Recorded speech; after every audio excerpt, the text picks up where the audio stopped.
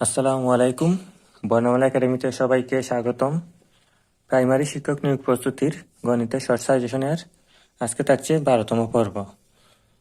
তো আজকে 12তম পর্বে থাকছে আরও 10টি অঙ্ক। এর আগে আমরা আরও 11টি পর্ব দিয়েছি, যেখানে ছিল টোটাল 110টি অঙ্ক। তো আপনারা যদি ওই ভিডিওগুলো দেখে না থাকেন, তাহলে আমার চ্যানেলটিতে গিয়ে ভিডিওগুলো দেখে আসতে পারেন। আর চ্যানেলটি ভালো লাগলে অবশ্যই চ্যানেলটি সাবস্ক্রাইব করে রাখবেন। তো চলুন দেরি না করে আমরা আমাদের অঙ্কে চলে যাই। আমাদের আজকের প্রথম অঙ্কটিতে বলা হয়েছে পিতা ও পুত্রের বয়সের সমষ্টি 40 বছর। পিতার বয়স পুত্রের বয়সের 3 গুণ হলে পুত্রের বয়স কত? এখন আমরা যদি পুত্রের বয়সটা এক্স ধরি, তাহলে কিন্তু বলছে পিতার বয়স পুত্রের বয়সের 3 গুণ। তাহলে আমাদের এখানে হয়ে যাবে 3x। এখানে কিন্তু আমাদের 80 বছর। তাহলে তাদের বয়সের সমষ্টি বলছে 80 বছর, অর্থাৎ এই এক্স প্লাস 3x সমান হবে 80 বছর। আমরা এখন এই এক্স এবং 3x যোগ করলে হবে 4x সমান 80। তাহলে এক্স সমান হয়ে যাবে 80টা উপরে থাকবে এবং এই 4টা ওই পাশে গুণ ছিল, ওই পাশে এসে ভাগ হয়ে যাবে। তাইলে 4 দিয়ে 80কে কাটলে হবে 20। অতএব এক্স সমান 20 বছর। আমরা কিন্তু পুত্রের বয়সটা এক্স ধরেছিলাম এবং প্রশ্নে পুত্রের বয়সটা নির্ণয় করার জন্য বলছে, তাহলে আমাদের উত্তরটি হয়ে যাবে 20 বছর। আমাদের আজকের 2 নম্বর অঙ্কটিতে বলা হয়েছে বার্ষিক শতকরা 100 টাকা হার সুদে কোনো মূলধন কত বছরে সুদে আসলে দ্বিগুণ হবে। এখন আমরা যদি আসলটা ধরি 100, তাইলে সুদে আসলে যখন দ্বিগুণ হবে, তাইলে 100টা দ্বিগুণ হয়ে যাবে 200।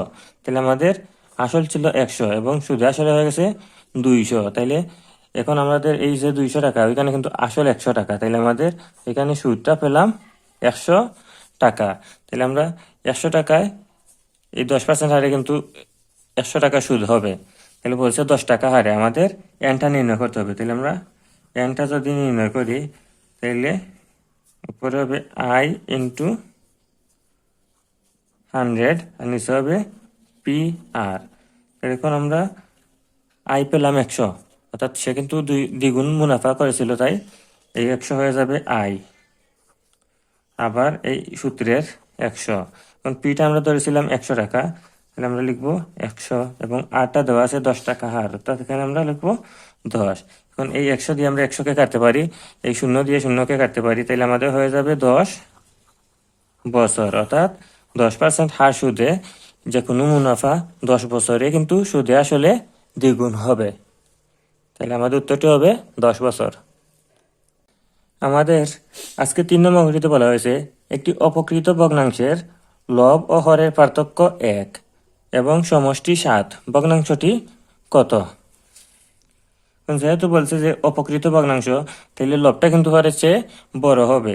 তাহলে এখন আমরা যদি লবটাকে এক্স ধরি, তাহলে হরটা হয়ে যাবে এক্স মাইনাস 1। যেহেতু পার্থক্য 1, তাইলে আমাদের হয়ে যাবে এক্স মাইনাস 1। এখন বলছে তাদের সমষ্টি 7।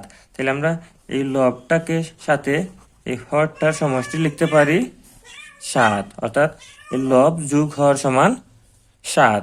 তাহলে আমরা এখন যদি যোগ করি, এক্স আর এক্স যোগ করা হবে 2x আর 7, আর ওই 1টা ওই পাশে মাইনাস ছিল, ওই পাশে এসে প্লাস হয়ে যাবে। তাহলে আমাদের হয়ে যাবে +1 বা এক্স সমান এই 7 আর x যোগ করলে হবে 8, আর 2টা ওই পাশে ভাগ হয়ে যাবে। তাহলে আমাদের কাটাকাটি করলে হবে 4। অতএব এক্স সমান 4। এখন আমরা আমাদের ভগ্নাংশটি কিন্তু ছিল x বাই x মাইনাস 1। এখন এইখানে আমরা x এর মান বসিয়ে দিব, উপরে x এর বদলে বসে দিতে পারি 4, আর নিচে x মাইনাস 1 এর জায়গায় লিখবো আমরা 4 মাইনাস 1। তাইলে আমাদের হয়ে যাবে 3/4। অর্থাৎ এটি কিন্তু একটি অপকৃত ভগ্নাংশ এবং তাদের লব এবং হরের পার্থক্য 1। তাইলে আমাদের উত্তর হবে 4/3। আমাদের আজকে 4 নম্বর অঙ্কটিতে বলা হয়েছে 1 বর্গ ইঞ্চি সমান কত বর্গ সেন্টিমিটার। অর্থাৎ 1 বর্গ ইঞ্চি সমান কিন্তু 1 ইঞ্চি ইন্টু 1 ইঞ্চি, অর্থাৎ 1 ইঞ্চি এবং 1 ইঞ্চি গুণ হয়ে কিন্তু 1 বর্গ ইঞ্চি হয়। এখন 1 ইঞ্চি সমান আমরা জানি 2.5 সেন্টিমিটার। তাহলে আমরা 2.54 সেন্টিমিটারের সাথে গুণ দিব 2.54 সেন্টিমিটারকে। তাহলে এখন এটার গুণফলে কিন্তু আমাদের উত্তর হয়ে যাবে। তাহলে এটা গুণ করলে কিন্তু হবে 6.45 বর্গ সেন্টিমিটার। তাহলে আমাদের উত্তরটি হবে 6.45 বর্গ সেন্টিমিটার। আমাদের 5 নম্বর গঠিতে বলা হয়েছে দুইটি সংখ্যার অনুপাত 3:4, তাদের লসাগু 180 হলে বড় সংখ্যাটি কত? কারণ আমরা সংখ্যা দুটির সাথে এক্স ধরে নিব, তাইলে সংখ্যাটি হয়ে যাবে 3x এবং 4x।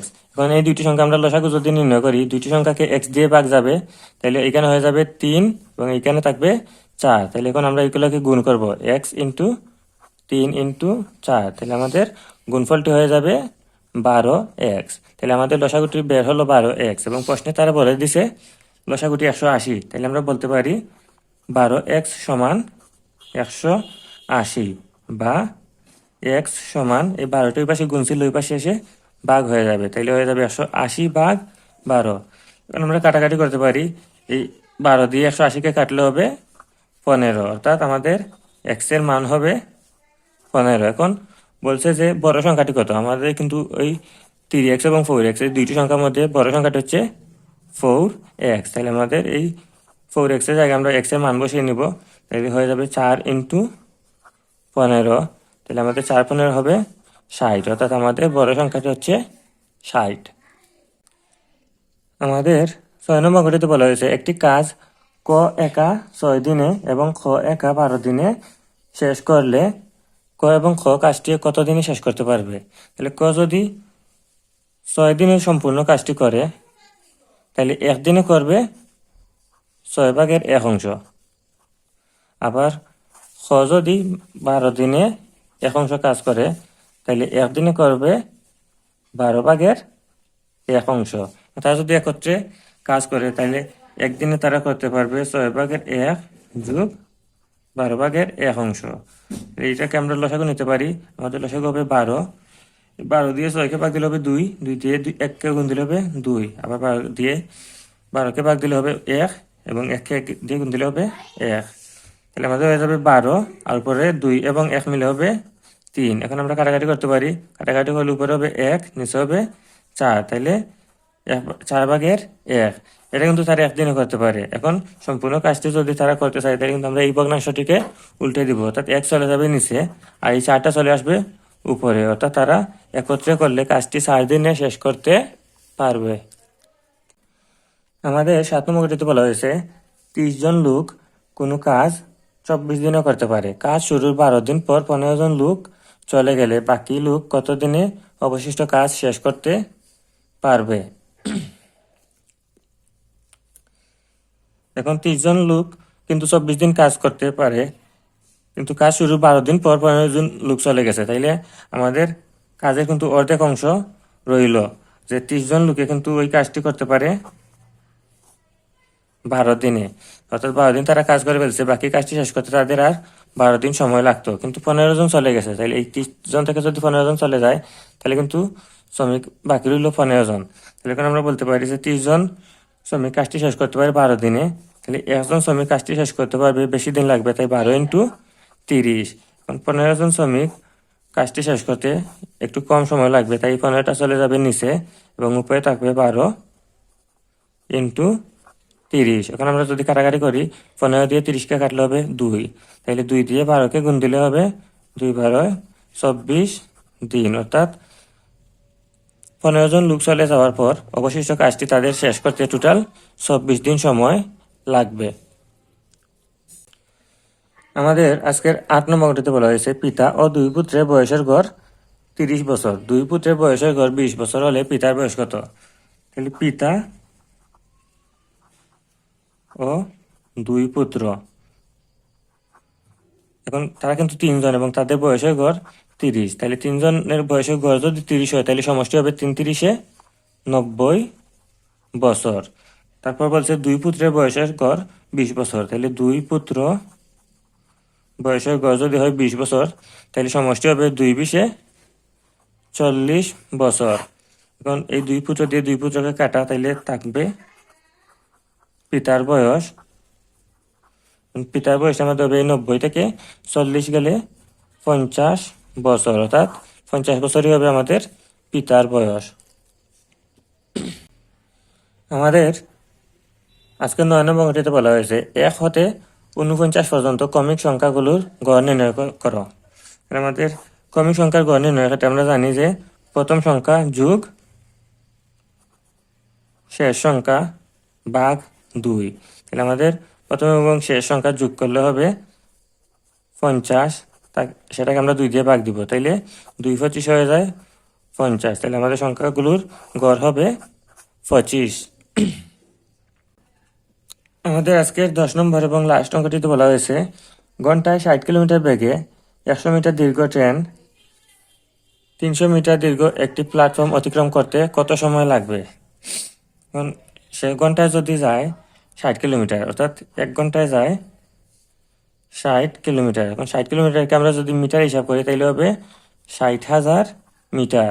আবার 1 ঘন্টাকে আমরা যদি মিনিট ধরি তাহলে হবে 60, আর সেকেন্ড ধরলে হবে 60 × 60, অর্থাৎ 3600 সেকেন্ড। তাহলে সে 60 কিলোমিটার পথ অতিক্রম করে 3600 সেকেন্ডে। আবার সে 300 মিটার একটি দৈর্ঘ্য প্ল্যাটফর্ম অতিক্রম করবে, কিন্তু এখানে তার নিজের দৈর্ঘ্য এবং প্ল্যাটফর্মের দৈর্ঘ্য দুইটি কিন্তু তাকে অতিক্রম করতে হবে। তাইলে তার দৈর্ঘ্য ছিল 100 এবং প্ল্যাটফর্মের দৈর্ঘ্য 300, তাইলে টোটাল কিন্তু হয়ে যায় 400 মিটার। তাহলে এখানে আমরা দুইটা জিনিস পেলাম, যে ট্রেনের গতিবেগ এবং প্ল্যাটফর্ম এবং ট্রেনের টোটাল দৈর্ঘ্য। তাহলে আমরা বলতে পারি 60,000 মিটার যায় 3600 সেকেন্ডে, তাহলে 1 মিটার যাবে সময় কম লাগবে, তাই 60,000টার নিচে এসে ভাগ হবে এবং উপরে থাকবে 3600। তাইলে বলছে 400 মিটার যেতে কত সময় লাগবে, তাহলে আমরা লিখতে পারি 400 মিটার যেতে সময় লাগবে, এই 60,000 থাকবে নিচে এবং এই 400টা উপরে এই 3600 এর সাথে গুণ হয়ে যাবে। তাহলে এখন আমরা কাটাকাটি করতে পারি, এই 2 শূন্য দিয়ে 2 শূন্যকে কাটা, আবার এই 2 শূন্য দিয়ে 2 শূন্যকে কাটা, 6 দিয়ে 36কে কাটলে হবে 6। এখন 4 দিয়ে 6কে গুণ দিলে হবে 24 সেকেন্ড, অর্থাৎ ট্রেনটি 300 মিটার দীর্ঘ একটি প্ল্যাটফর্ম অতিক্রম করতে টোটাল 24 সেকেন্ড লাগবে, অর্থাৎ আমাদের উত্তরটি হবে 24 সেকেন্ড। এই ছিল আমাদের আজকের 10টি অঙ্ক। চাকরি প্রত্যাশী সবার জন্য রইল শুভকামনা। আল্লাহ হাফিজ।